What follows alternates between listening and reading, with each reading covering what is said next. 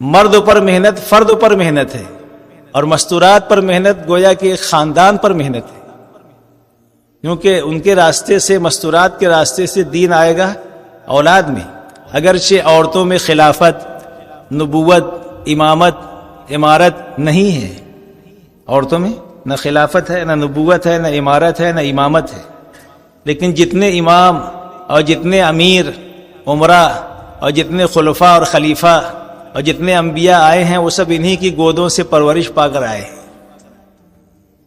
جتنی بڑی بڑی شخصیتیں دنیا میں آئی ہیں ان کے پیچھے عورتوں کا کردار ہے، عورتوں کی تربیت ہے۔ چنانچہ خود خلفائے راشدین پر ہم غور کریں تو سیدنا عمر فاروق رضی اللہ تعالیٰ عنہ جہاں اللہ کے نبی کی دعا تھی، وہیں ان کی بہن کا بھی ان کے دین میں آنے میں، اسلام لانے میں حصہ ہے، بہن کا۔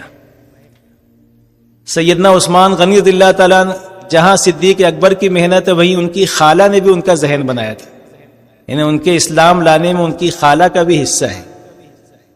حضرت علی رضی اللہ تعالیٰ عنہ چوتھے خلیفہ، حضرت خدیجہ الکبریٰ رضی اللہ تعالیٰ عنہ کا ہاتھ ہے، اس لیے کہ ان کی کفالت میں تھی۔ تو تین خلفاء تو گویا مستورات کے راستے سے دین کی طرف، اسلام کی طرف متوجہ ہوئے، اور خود حضور پاک علیہ الصلوۃ والسلام کو ہمت دلانے والی، ڈھارس دلانے والی حضرت خدیجہ الکبریٰ رضی اللہ تعالیٰ عنہ، جب آپ کو نبوت ملی، کل واقعہ سنایا مولانا نے، مرکز کی مسجد میں سنا آپ نے کہ کس طرح ہمت دلائی اور ورقہ ابن نوفل کے پاس لے گئی، اور سارا واقعہ ہے۔ اور جب آپ کے نکاح میں آئی تو کیا فرمایا کہ اللہ کے نبی یہ میرا سارا مال آپ ہی کا ہے، اور یہ میرے سارے غلام آپ کے ہی ہے، جہاں چاہے آپ خرچ کریں۔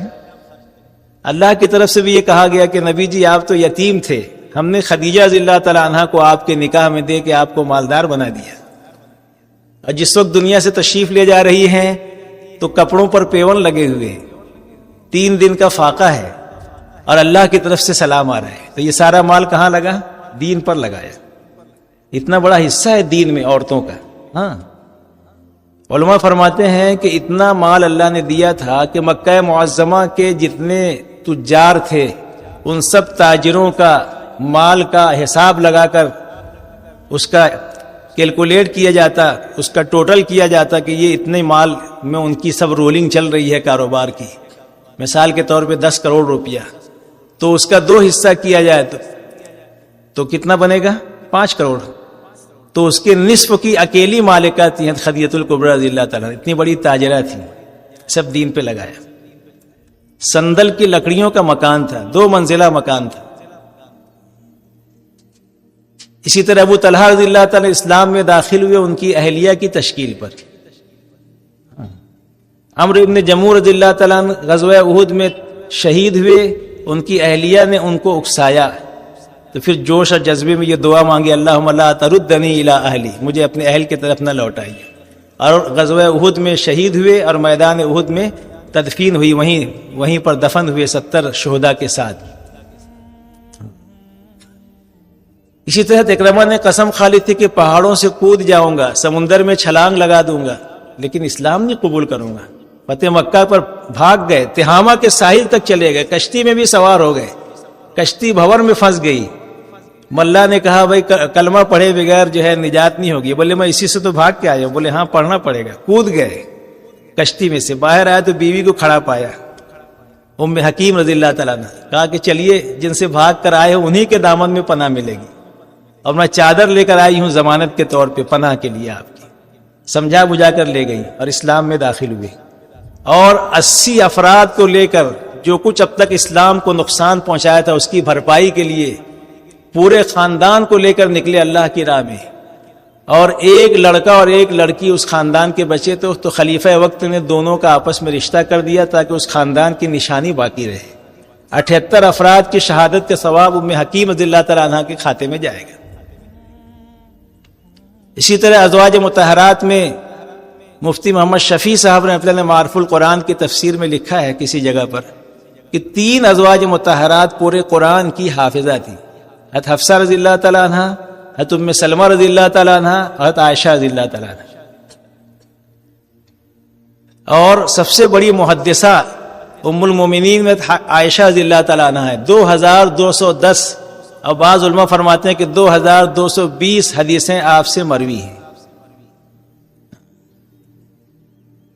کسی موقع پہ فرمایا تھا غالباً نصف علم یا 1/3 علم عائشہ سے سیکھو اللہ کے نبی، اور باقی صحابہ سے سیکھو۔ کسی مسئلے میں اختلاف ہوتا تھا تو صحابہ پردے میں جا کے عائشہ رضی اللہ تعالیٰ عنہ سے اس کے بارے میں پوچھتے تھے اور پھر مطمئن ہوتے تھے۔ اللہ نے ایسا دیا تھا علم۔ اسی طرح بعد میں ہم دیکھیں گے کہ جو بھی اللہ والے گزرے ہیں ان کی بھی سوانح پڑھیں گے تو اس میں ملے گا کہ ان کی ماؤں کی تربیت کے صدقے میں وہ اتنے بڑے اللہ والے بنے۔ بایزید بستامی رحمۃ اللہ کے متعلق آتا ہے، فرماتے تھے مجھے ولایت میری ماں کی دعا سے ملی ہے۔ خواجہ نظام الدین اولیاء رحمۃ اللہ کی والدہ رات میں تہجد میں دعا مانگتی تھی، اللہ پاک میرے بیٹے کو ولیوں کا سردار بنا، ولی نہیں ولیوں کا سردار۔ تو سلطان الہند خواجہ نظام الدین اولیاء رحمۃ اللہ کے نام سے مشہور ہوئی۔ یہ جہاں منگلے والی مسجد ہے اس کا نام پرانا نام غیاس پورہ ہے یا غیاس نگر ہے۔ باہر آپ آئیں گے نا جہاں سے بسیں پکڑتے ہیں وہاں پتھر ابھی بھی لگا ہوا ہے، اس کا نام پرانا ہے۔ یہ تو خواجہ نظام الدین اولیاء کی وجہ سے نام پڑ گیا بستی نظام الدین۔ تو ماں کی دعا تھی، اور اتنا یعنی 1400 پالکیاں یہ مہاراشٹرا میں بھیجی تھی، اورنگ آباد، جالنا، پربھنی، ناندیڑ، حیدرآباد، دکن پٹی میں 1400 پالکیاں۔ اس علاقے میں جو دین آیا ان کے شاگردوں کے راستے سے آیا، یہ سب ان کی ماں کو ملے گا، بعد میں خواجہ نظام الدین کو بھی ملے گا۔ بختیار کاکی رحمۃ اللہ کی والدہ ان سے کہتی تھی بیٹا اللہ روزی دیتے، نماز پڑھ کے مانگو، تو وہ طاق میں چپکے سے گھی روٹی کھانے کی چیزیں رکھ دیتی۔ ایک مرتبہ کہیں پڑوس میں کسی ضرورت سے چلی گئیں، یاد آیا کہ بچے کے کھانے کا وقت آ گیا، کہیں ایسا نہ ہو نماز پڑھے اور کھانا نہ ملے تو اس کے یقین گڑبڑ ہو جائے گا۔ بھاگتی ہوئی آئی، دیکھا تو بیٹا کھا رہا ہے، بولے امی آج تو بڑا اچھا کھانا اللہ نے بھیجا ہے۔ کہا بختیار آج تجھ کو اللہ سے لینے کا ڈھنگ آ گیا۔ ان کے دسترخوان پہ اتنے لوگ کھانا کھاتے تھے کہ پیاز کے چھلکے کئی کھچروں پر لدوا کر پھینکوائے جاتے تھے، کاکی روٹی والے کو کہتے۔ اسی طرح اتنا بڑا دعوت کا کام اس وقت پورے عالم میں جو چل رہا ہے، حضرت مولانا یوسف صاحب نے فرمایا کرتے تھے یہ جو کمالات دیکھ رہے ہو آپ ہماری ذاتوں میں، یہ ہمارا ذاتی کمال نہیں ہے، ہمارے گھر کی عورتوں کا کمال ہے۔ ان کی تربیت یافتہ ہم لوگ ہیں، ان کے پیٹ میں مشتبہ مال بھی نہیں گیا، حرام تو دور کی بات ہے، ان کی ہم اولادیں ہیں۔ حضرت مولانا الیاس صاحب نور اللہ مرقدہ فرمایا کرتے تھے کہ ایسی گودیں کہاں سے لائے جن گودوں میں ہم پلے ہیں، جن کے معمولات سے ان کے حیرت کے سوا کچھ نہیں ہوتا۔ گھریلو کام کاج کے ساتھ 40 پارے رمضان میں پڑھ لینا اور کئی ہزار دفعہ درود شریف کی تسبیح، استغفار کی تسبیح اور کیا کیا ان کے معمولات ملتے ہیں۔